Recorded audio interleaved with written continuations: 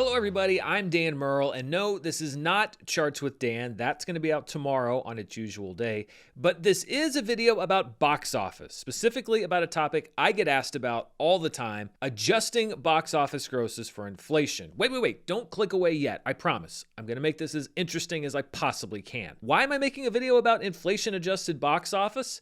Well, to be honest, I didn't really plan on it, but over the weekend, one of my colleagues here on YouTube, John Campia, who's been doing this longer than just about anybody else, released a video about box office inflation that I've already gotten questions about. And because my analytics tell me that John and I have a lot of viewers in common, I figured some of you might want to know my take. If nothing else, I'm doing this because Charts is already long enough, and I want to really dig down on this topic instead of only briefly touching on it tomorrow. Now, because I know how the internet works, I want to say right off the bat, I have absolutely no beef with John Campia. I know John, I like John, and I have immense respect for what he's built over the years. He was my first singles opponent on the Schmodown. We've always been friendly when we see each other in person, and he sent me a really nice message about my recent video about the Odyssey. He even featured it on his show, which sent a good chunk of viewers my way. Just about every time I talk about inflation-adjusted numbers on this channel, somebody comments about John's stance. So it's not news that this is an issue on which we have always disagreed, and we've acknowledged that with mutual respect. So don't take this video as some kind of diss track on John. This is more of a counter-argument to the points that he brought up, a good-humored, low-stakes debate about movie-related things. That would actually make a pretty good idea for a show. So briefly, for those who may not know, what do I mean when I talk about adjusting box office for inflation? Well, in basic terms, it's taking the box office gross of a movie from the past and then showing what that gross is worth in today's dollars. Why? Well, because over time, the cost of goods and services goes up, and the more that the cost of something goes up, the higher the inflation rate is. When it comes to movie tickets, Intelligence, which is the tracking and analysis firm that provides studios with a lot of their box office data, reports that the average adult movie ticket today costs $13.46. That includes an average price of $12.74 for a standard format ticket and $18.22 for a premium format ticket like IMAX. This distinction will be important later. The average price was calculated with data showing how many people overall bought premium tickets versus standard format tickets. Now, if you go with Intelligence's numbers, the average adult movie ticket price has gone up by $1.33 in just the last 3 years. So even a movie that came out in 2023, like the Super Mario Brothers movie, was noticeably less expensive to see than a movie coming out in 2026, like the Super Mario Galaxy movie. Let's say 20 million adults saw the Super Mario Brothers movie at the 2023 average ticket price of $12.13. That would be a domestic gross of $242.6 million. But at today's ticket price of $13.46, those same 20 million tickets would cost $269.2 million. That number, $269.2 million, is what the Super Mario Brothers movie's gross would be if you adjusted for ticket price inflation. Now, that's a pretty noticeable difference after just a few years, and when you go back even further, the difference is much more pronounced. Let's pick a specific year, 1989, when according to statistics provided by Cinema United, then known as the National Association of Theater Owners, or NATO, not that one, the average movie ticket price was $3.99. Now, I'm no math whiz, but I do know that that is substantially less expensive than today. And the reason I chose 1989 is because I'm going to look at a case study involving a popular superhero who's not currently spinning a web in theaters, Batman. In the summer of 1989, Tim Burton's Batman made $251.4 million at the domestic box office. Its opening weekend was the biggest of all time for about 3 years until it was surpassed by its sequel, Batman Returns, and it was an absolute cultural phenomenon. I should know. I was there and I literally bought the t-shirt. Batman was not only the highest grossing film of the year, at one time it trailed only Star Wars, Return of the Jedi, Jaws, and E.T., as the highest grossing film ever domestically, and it also set the tone for the Batman character that we still see today. In 2022, Matt Reeves' The Batman, starring Robert Pattinson, made $369.8 million domestically. It was a very successful film, spawning a much anticipated and now delayed sequel, but it wasn't a phenomenon on par with 1989's film. It was the 7th highest grossing movie of the year, and it peaked as the 53rd highest grossing film of all time on the domestic charts. Now, if you look at those grosses on paper, then The Batman outgrossed Batman 89 by almost $120 million. It's the clear winner when you look at official box office records. But if you adjust the $251.4 million that Tim Burton's Batman made in 1989 for ticket price inflation, it comes out to $677.1 million, nearly $240 million more than what The Batman earned if you also adjust its box office gross for inflation. Now, if you watch Charts with Dan, you know my goal is always to provide context and perspective for box office numbers. And in my mind, if I'm talking about the highest grossing Batman movies of all time, and I only list Batman 89 as the 5th highest grossing Batman film, which it is, behind Batman v Superman, The Batman, The Dark Knight, and The Dark Knight Rises, that doesn't place 1989's film in an accurate historical context. Adjusted for inflation, Batman 89 is the 3rd highest grossing Batman film, a little behind The Dark Knight Rises, well behind The Dark Knight, and well ahead of Batman v Superman. If we're talking about accurately framing its performance and popularity at the time of its release, this, to me, is a more complete reflection of how it did. That's why I include inflation-adjusted numbers in my box office videos. For movies released prior to 1997, I adjust according to the Consumer Price Index, which tracks general inflation. For movies released in 1997 and after, I use inflation data specifically gathered for movie tickets. Now, in John's video, the argument he makes isn't that talking about inflation-adjusted numbers is nuanced, because that I absolutely agree with. He says that talking about inflation is, and these are his words, nonsense, a lazy staple, meaningless, rewriting history, and not analysis, but cherry picking. So it's safe to say he's not a fan.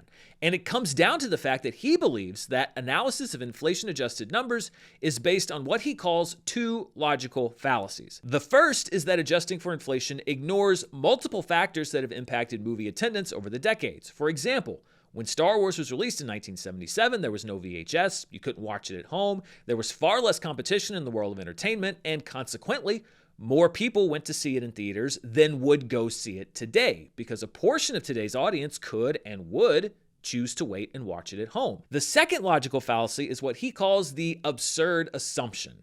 That assumption being that the people who point out that Star Wars has an inflation-adjusted gross of over $2 billion domestically are saying that the same number of people would also go see it in theaters if it were released today. Basically, that using the adjusted gross is equal to saying the audience turnout would be the same today as it was when it was originally released. And here's where my perspective on inflation and John's diverge wildly. When I talk about inflation-adjusted numbers, I'm not saying here's how much a movie would make if it were released today. I'm saying here's an estimate of how much a movie did make when you take the money that's already been paid and adjust it to today's dollar value. I agree. If Star Wars came out today, it wouldn't make over $2 billion. But that's not what I think the inflation data represents. It's not so much that John and I don't see eye to eye. I just think we have 2 very different ideas of what inflation-adjusted grosses even mean. Yes, inflation has been used in the manner that John is describing by people who are for or against certain movies, especially in recent years. But those, I think, are misinformed or bad faith arguments that misuse data that I think is otherwise very helpful. I don't think you should throw the whole metric out because of how some people choose to use that data. If I threw out every number of mine that I've seen clipped out of charts and misrepresented on social media, well, I wouldn't have much of a box office show left. As I've often said, there's no perfect metric for judging film performance over time, but adjusting for inflation is one of the better tools we have to put the movies of yesterday on a somewhat equal footing with the movies of today. I don't use the data to say that Star Wars would outdraw Spider-Man Brand New Day if it came out in 2026.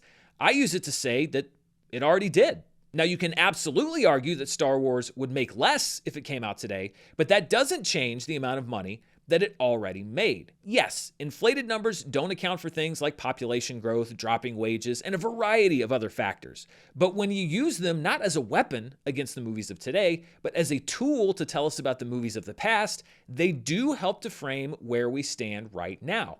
Looking at the inflation-adjusted gross for a movie like Star Wars or even Gone with the Wind only underscores how the theatrical market has evolved, how movies rarely, if ever, draw the same number of people as they did in the past. In my mind, inflation-adjusted box office numbers don't ignore the changes that have happened over the last several decades. They're often a reflection of those changes. But adjusting for inflation isn't perfect. It's messy and can't begin to take lots of variables into account. So if it's such an imperfect tool, well, then why do we use it?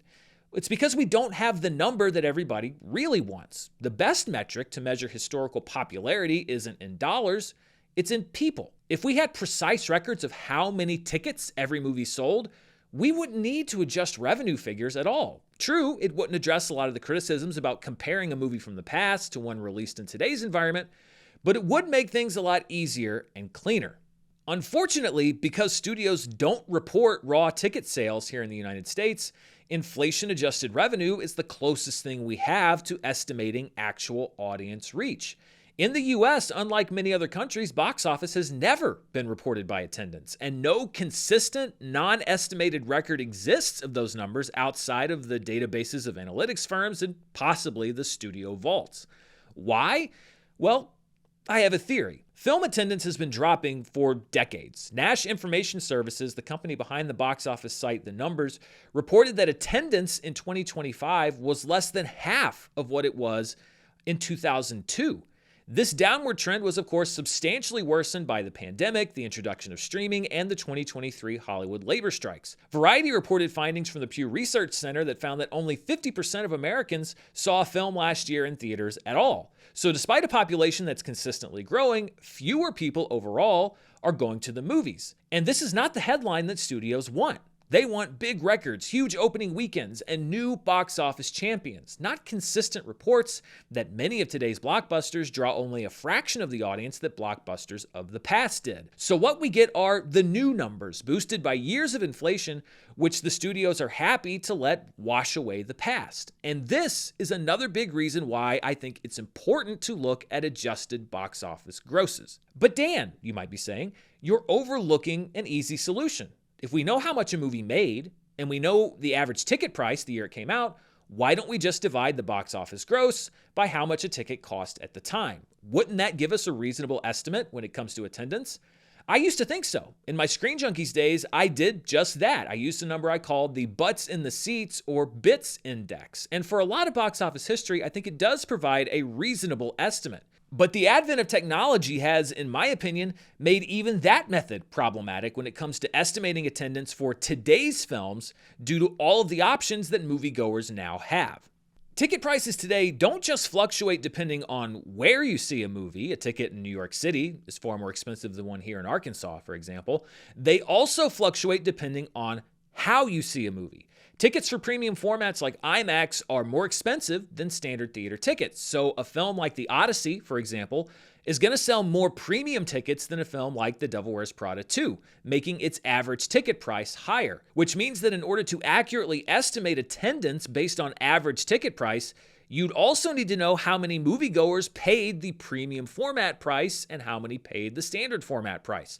If 70% of the Odyssey's ticket sales are premium tickets versus just 10% for The Devil Wears Prada 2, estimating attendance based on a fixed average ticket price for both movies would be wildly inaccurate. And while firms like Intelligence will sometimes release data on premium ticket sales versus standard ticket sales overall, they rarely, if ever, share that data when it comes to individual films, outside of an occasional mention on opening weekend. So we're left with adjusting for inflation, an imperfect metric, yes, but the only real way box office analysts have of trying to contextualize box office history.